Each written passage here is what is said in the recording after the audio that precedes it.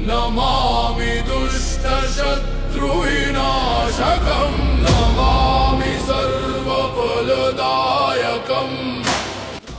क्या आप जानते हैं, महाभारत के युद्ध के समय में एक ऐसा योद्धा था जो सिर्फ 3 बाणों से ही पूरे महाभारत का युद्ध समाप्त कर सकता था। वह महान योद्धा ना तो अर्जुन था, पितामह भीष्म, ना ही अंगराज कर्ण।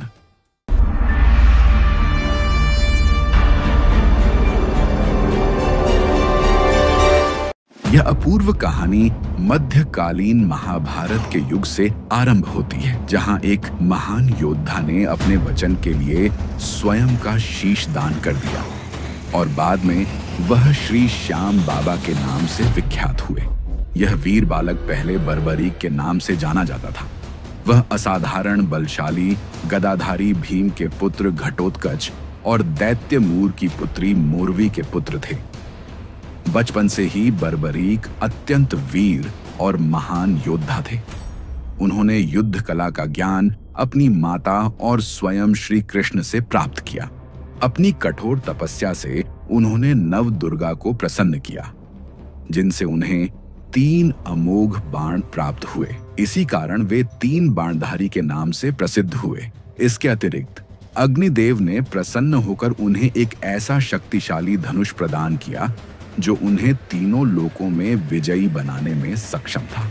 जब बर्बरीक को कौरवों और पांडवों के मध्य महाभारत का युद्ध अपरिहार्य होने का समाचार मिला, तो उनकी भी युद्ध में सम्मिलित होने की तीव्र इच्छा जागी। अपनी माता से आशीर्वाद लेने जाने पर उन्होंने एक महत्वपूर्ण वचन दिया कि वे युद्ध में सदैव हारे हुए पक्ष का साथ देंगे। अपने इस वचन को निभाने के लिए बर्बरीक अपने घोड़े पर सवार होकर अपने 3 बाण और धनुष के साथ कुरुक्षेत्र की रणभूमि की ओर चल पड़े।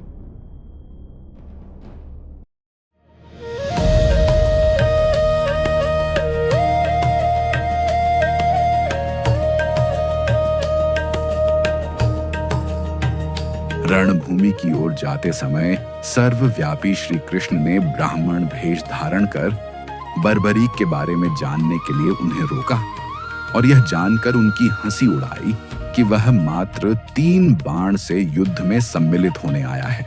ऐसा सुनकर बर्बरीक ने उत्तर दिया कि मात्र 1 बाण शत्रु सेना को परास्त करने के लिए पर्याप्त है और ऐसा करने के बाद बाण वापस टूनीर में ही आएगा।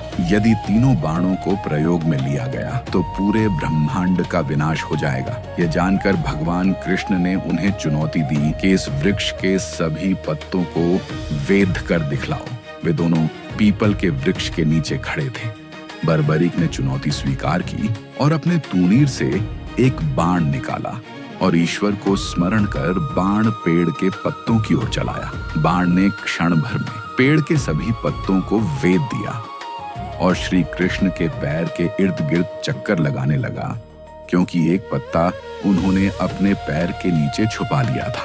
बर्बरीक ने कहा कि आप अपने पैर को हटा लीजिए, अन्यथा ये बाण आपके पैर को भी वेध देगा। तब ब्राह्मण रूपी श्री कृष्ण ने बर्बरीक से दान की अभिलाषा व्यक्त की। वीर बर्बरीक ने तत्काल उन्हें वचन दिया और दान मांगने को कहा। ब्राह्मण ने उनसे उनके शीश का दान मांगा। बर्बरीक क्षण भर के लिए अचंभित हुए, पर वह अपने वचन से अडिग नहीं हो सकते थे। उन्होंने कहा कि एक साधारण ब्राह्मण इस प्रकार का दान नहीं मांग सकता। अतः उन्होंने ब्राह्मण से अपने वास्तविक स्वरूप को प्रकट करने की प्रार्थना की।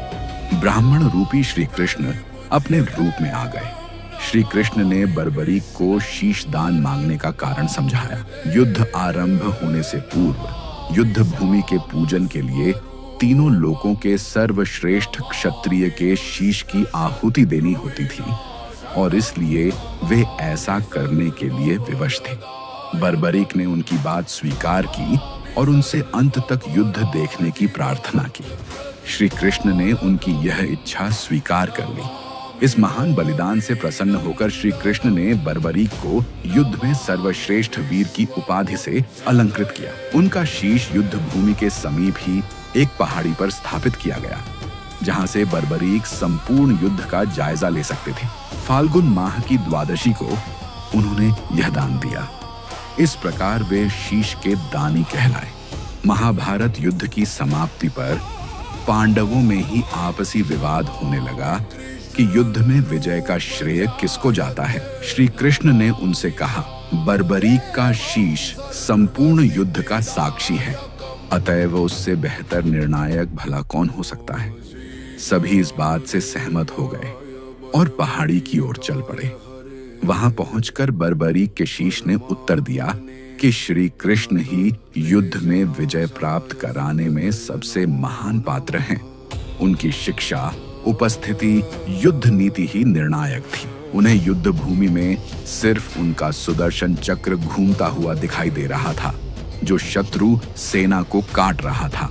महाकाली कृष्ण के आदेश पर शत्रु सेना के रक्त से भरे प्यालों का सेवन कर रही थी। श्री कृष्ण वीर बर्बरीक के महान बलिदान से काफी प्रसन्न हुए और वरदान दिया कि कलयुग में तुम श्याम नाम से जाने जाओगे, क्योंकि उस युग में हारे हुए का साथ देने वाला ही श्याम नाम धारण करने में समर्थ है।